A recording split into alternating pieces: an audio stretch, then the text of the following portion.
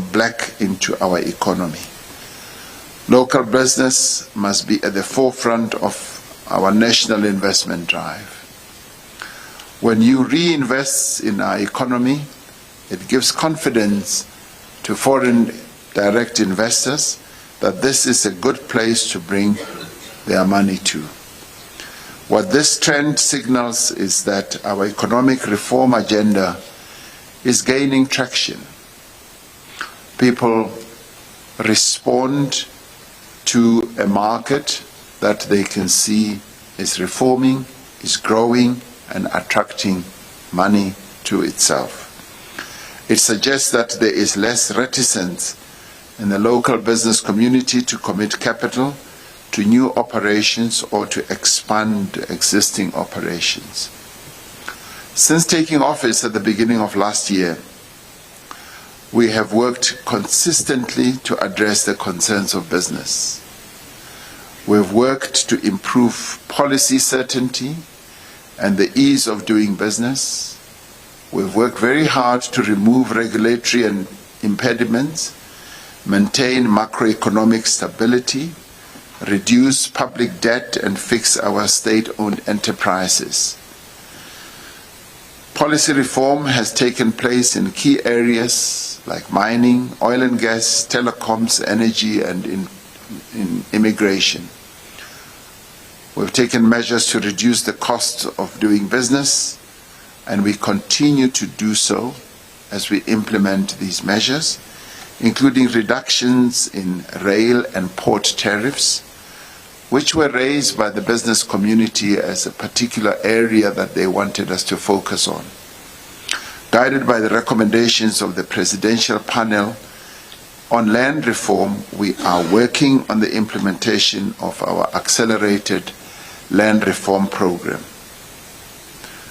Whilst Parliament is in the process of implementing the decisions that were taken by Parliament in this regard on land reform, we have a new enhanced industrial strategy that's founded on partnerships between government, industry, and labor. We recently concluded our master plans in the poultry and clothing and textile sectors. Master plans are in development for other industries as well, with high growth potential such as automotive, gas, chemicals and plastics, metals, renewable energy, agricultural, agro-processing, and high-tech ICT industries.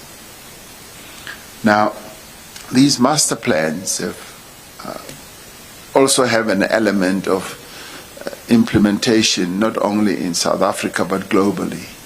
And the Minister of Trade and Industry, since the master plans have been put in place, is already on a huge gallop to interact with various countries around the world who we trade with, so that the master plans that we've got can gain more traction, can gain more life, and looking at granular things like the invoicing, the under-invoicing that takes place as goods are brought into our country, and tariff regimes and all that. So a lot of wonderful initiatives are underway. An investment and infrastructure office has been announced and is being set up in the presidency to coordinate the country's investment strategy and infrastructure drive. And Dr. Ramaphosa is heading that office, and already we're getting started on a very good footing. We are in the process of setting up the infrastructure fund to leverage investments from financial institutions, multilateral development banks, asset managers, and commercial banks. And this is going to bring the strength and the power of money that we will be able to mobilize from both government as well as the private sector, and utilizing all these sources of money, sovereign wealth funds, and many others. Measures to stimulate the economy must be matched by prudent fiscal policies and sound macroeconomic management as well. The newly appointed Presidential Economic Advisory Council will contribute to greater coherence and consistency in the implementation of economic policy and will advise on policies to spur inclusive growth. Strengthening governance at our state-owned enterprises and restoring their finances to health is vital if we are to rein in public debt. And in this regard, energy security is critical if local industries and if our economy indeed is to flourish. The ESCOM board, working together with government, continues to pursue turnaround plans to address its huge debt, its liquidity problems and operational challenges. The appointment of a new permanent group chief executive officer at ESCOM is an important step towards restoring stability and forging a sustainable path on this strategic entity. We are undertaking these measures in support of the overriding effort to address the unemployment crisis in our country. In my monthly meetings with leaders of business, as well as labor, communities, and government that are meant to track commitments made at last year's Job Summit, we are focused on the practical work needed to protect existing jobs and to create new ones. As a presidency, we have been very much at work with stakeholders inside and outside government on a package of interventions to create pathways for young people into economic activity. Ours is a singular determination to improve the business climate and also to implement the reform that is necessary to attract more investment and create more jobs. But it is also to stabilize a number of institutions in our country so that we reposition them to be able to play a very effective role in the economy of our country. Ultimately, it is the private sector, though, that are the real creators of the bulk of the jobs that our country needs. In fact, we rely on the private sector to be the key drivers of job creation. That is why engagement such as this one is very critical for us. We need the private sector to work with us to remove the impediments that exist in the business environment so that business is able to take the lead in creating jobs and opportunities for our people. As government, our role is to facilitate the creation of a conducive climate, and our role is that of being supportive. We need you as the private sector to work with us to fundamentally transform the economy of our country. As representatives of black business, you have a central role to play in the national effort to change the structure of our economy, to ensure that it is representative, but also to make sure that it is inclusive and benefits all our people. Your experiences at the rock face of business transformation must serve as a guide as we seek to build on our achievements and address our shortcomings. Your insights are particularly important as we work to strengthening the implementation of the broad-based black economic empowerment policies that our government has embarked upon and has promulgated, which you in the main have embraced, to ensure that they achieve far-reaching and sustainable empowerment. To fulfill this purpose, it is essential that broad-based BEE contributes to inclusive economic growth and job creation.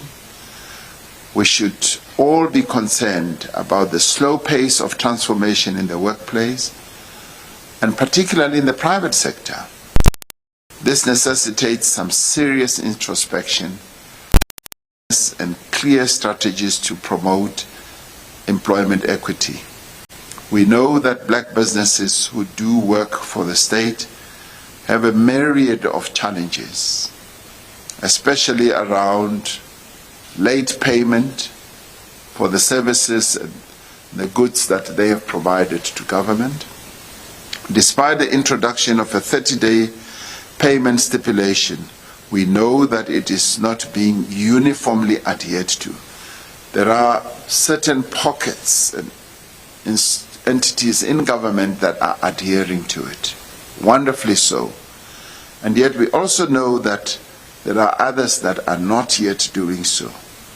We're therefore working very hard to fix the problem in this regard. The Black Business Council has always maintained that business does not only have a responsibility to its shareholders, but that it has a much broader responsibility. And so therefore business has an equally important role to play in building a more inclusive economy and society. And business must be the drivers of development and play a role in resolving our key national challenges of poverty and inequality. We are reassured, colleagues, by the faith that black business has in this country and the confidence that it also has in its government. We value your input on what more can be done to unlock the economy, which sectors should still be tapped to grow our economy, and what strategies can have the greatest effect. And it is with this in mind that we're so pleased that we're able to have this interaction with you as the Black Business Council. And I wish to thank you once again for initiating this engagement. And I look forward to the discussions that we are going to have this morning. And thank you very much for being here. We know that, as Madiba used to say, that when business people come to meet with government, they are actually sacrificing the time when they should be making billions and billions of rands. So we apologize for interrupting your whole process of making the billions and billions of rands by coming to spend time with us. But nonetheless, we are so delighted to see you all. Thank you very much for being here. Thank you. I hand over to you, President.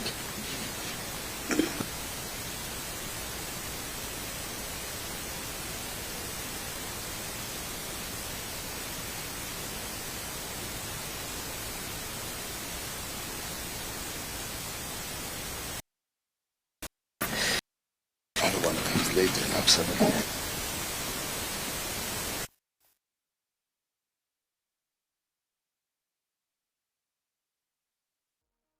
All right, we're going to have to come out because of bad connection, but the president of the Black Business Council just about to start talking. We will probably get the content of his delivery later on the show, but the president of the country, President Ramaphosa, meeting with that business association and saying that, talking about the government being in the process of developing master plans for different sectors of the economy in order to prop up the country's ailing economy, and asking the Black Business Council to bring about good strategies to make sure that the economy grows. Now let's go